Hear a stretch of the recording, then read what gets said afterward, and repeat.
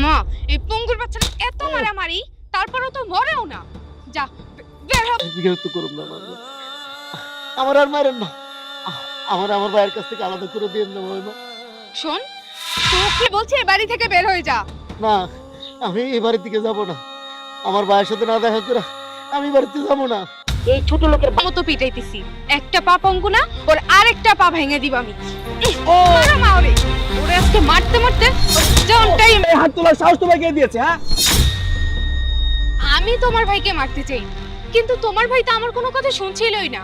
সেই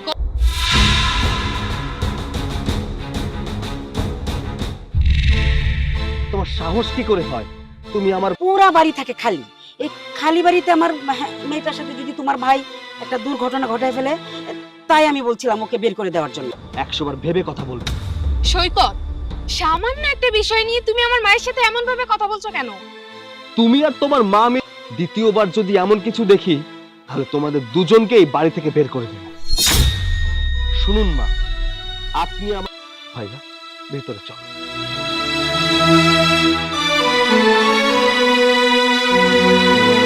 তোর জামাইয়ের এত বড় সাহস! তোর জামাইয়ের সাহস দেখে আমি অবাক হয়ে গেলাম। আমার ইচ্ছা করতেছে এই মুহূর্তে আমি তোর বাড়ি ছেড়ে চলে যাই। আমিও যাবে তুই ছোট লোকের বাচ্চাটা।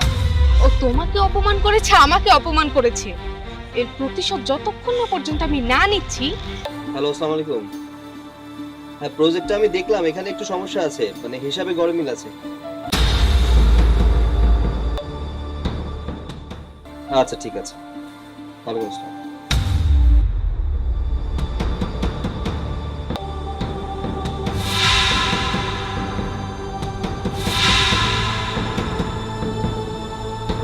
বলার থাকলে বলো, আমি হাতের কাজ করছি, একটু ব্যস্ত।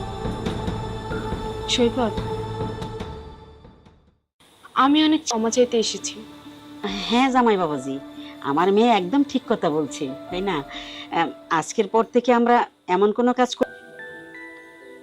এই দুনিয়ায় আমার বড় ভাই ছাড়া আর কেউ নেই।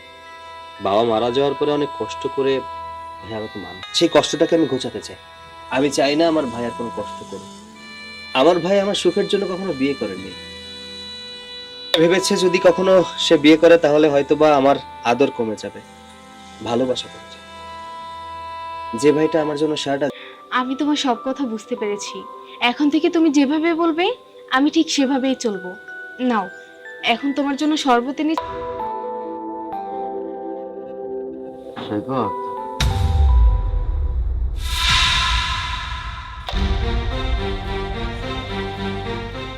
আরে, এই শরবতটা তো আমি তোমার জন্য বানিয়ে নিয়ে এসেছি, এটা তুমি খাও। ভাই আমার এখন খাইতে ইচ্ছে করছে। ছোট বোঝাই তো তোর জন্য বানায় আনছে, তুই খা। এই শরবতটা তুমিই খেয়ে নাও। আমরা এই যে এক্ষুনি তোমার ভাইয়ের জন্য শরবত বানিয়ে নিয়ে আসতেছি, তাই না? হ্যাঁ মা। আমি এখন কারো কথা শুনতে চাই না।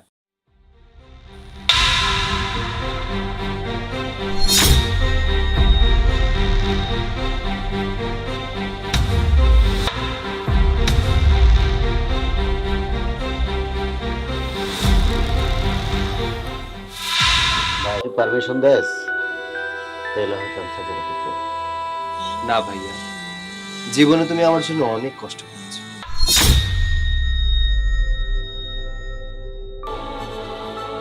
ভাইয়া, ভাইয়া কোনো সমস্যা?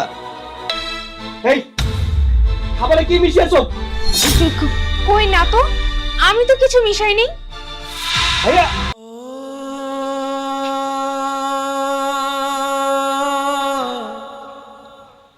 ভাইজানের কি খবর? এই বুদ্ধি শুদ্ধি নেই নাকি?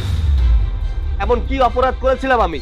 আমার ভাইয়ের সাথে খারাপ আচরণ করেছিল বিধায় আপনার মেয়েকে আমি শাসন করেছিলাম পিটালে। কারো কোনো মাথা ব্যথা আছে? নেই।